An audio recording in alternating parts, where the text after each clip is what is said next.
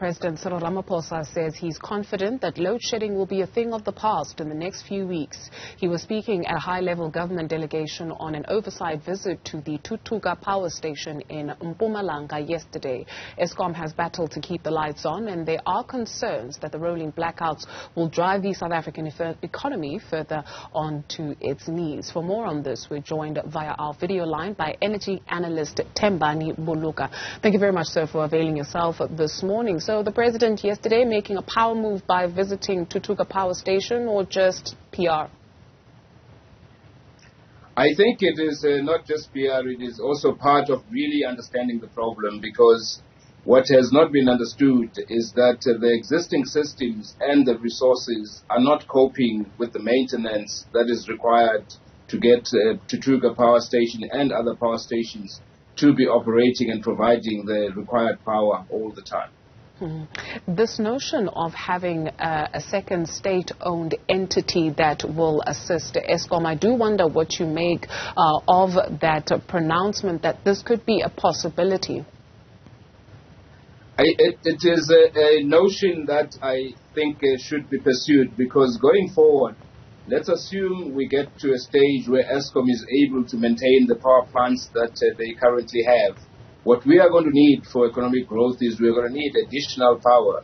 We either, as a country, would leave that to the private sector to do, and we have seen in countries like in countries like the U.S. and in particular the Californian state, that when the private sector was required to build, when the environment was not conducive to their profit requirements, they didn't build the power plants that were required, and then there was also power shortages in that part of the world. So in South Africa, once we have sorted out our load shedding, we are going to need additional capacity. I mean, the plan is there should be another 20 to 30,000 megawatts that's added. Now, Eskom on its own, in the current form, is probably not capable of doing that.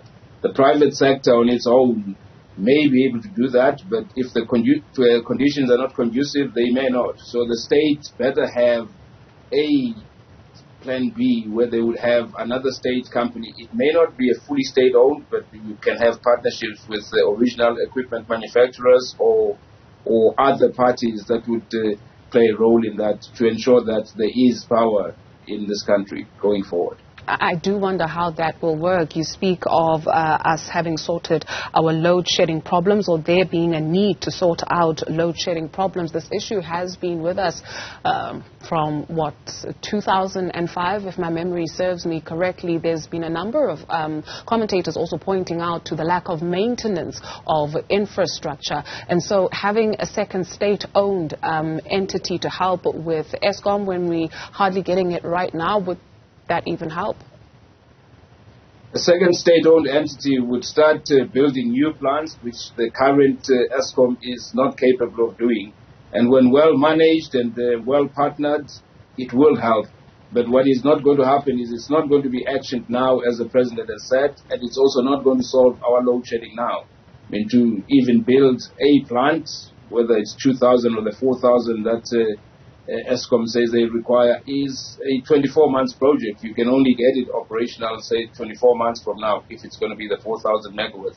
And the price has got to be right, too, because a plant that has to be built, that's not coal, that's not nuclear, that's going to be renewables, plus storage, has the economics that have to be considered as well. Absolutely. The costing of this also has to be considered. A conversation, though, that is not on the table now, with some sectors actually advocating for it. And we heard from Mr. Thulas Nxesi, the Labour Minister, against outright, the privatization of state entities like Eskom.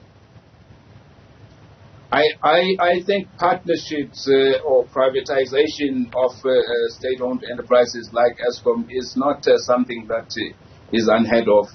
In fact, if you look at the energy policy of South Africa, the 1998 policy, it did say that going forward, 70% of the new generation capacity that will be built will be done by private sector, and the other 30% will still be done by the state, and in this case led by Eskom.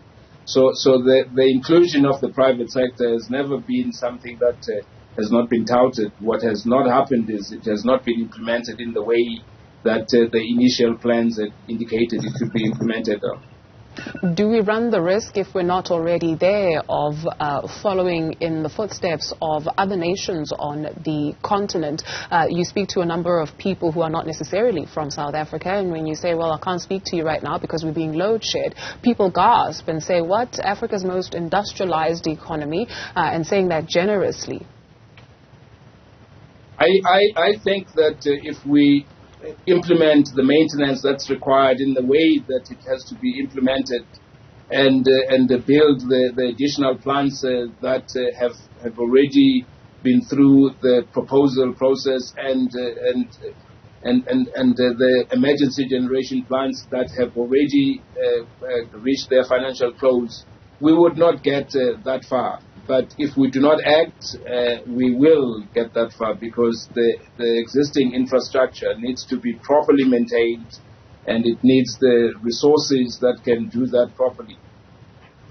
Renewable energy, where does it fit into this entire picture? Renewable energy, it fits into the picture. There are two government procurement processes that one has just, I think, reached financial close, and the other one has been announced, will add power into the grid. But we must always remember that your renewable energies have power that is like your sun shines during the day and the wind blows when it wants to blow. Yes, you can predict and do all sorts of things, but you still need something that will support these when there's no sun and when there's no wind. And it is these Eskom power stations or similar gas stations that would take minimum of 24 months to put into place that would make us have a secure and reliable power system. Thank you very much for availing yourself this morning. Thembani Buluka is an energy analyst.